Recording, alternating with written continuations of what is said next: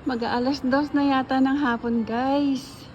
Andito ako ngayon sa Nakamise ng Numazu. Ayan. Naalala ko pa nung aking 20s, nandito ako. 20, 60s na ako ngayon, guys. Parang ang lungkot-lungkot na dito. Hindi na kagaya ng dati na maraming tao. Linggo ngayon pero walang tao, guys. Talagang bumagsak ang economy ng Japan talaga. Lucky sila sa negosyo. Ang baba ng yen ngayon, guys, sobra. Oh, dito ako madalas na mamalengke. Dry na dry, parang planetang natuyuan. Diba? Ayan, nagsarado na siya, Nakakalungkot talaga.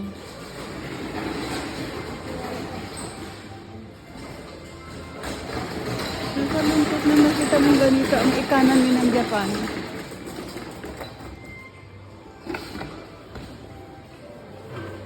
Ay, sus.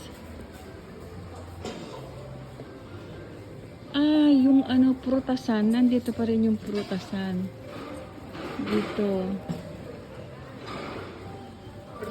Nandito pa rin yung mga prutas, pero kakaunti na yung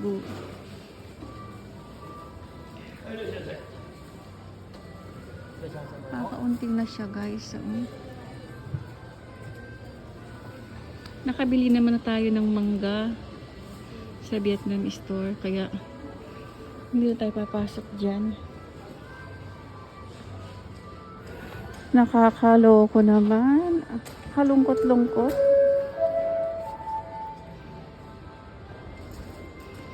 So smells.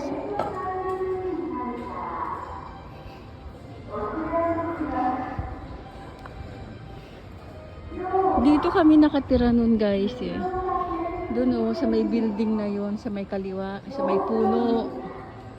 Diyan kami nakatira noon. Andyan pa rin yung building. Okay pa rin. Silipin na natin. Inaalala ang nakaraan.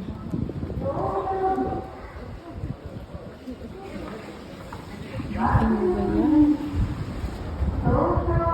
Ay, nandun pa rin yung building, Nandun sa itaas.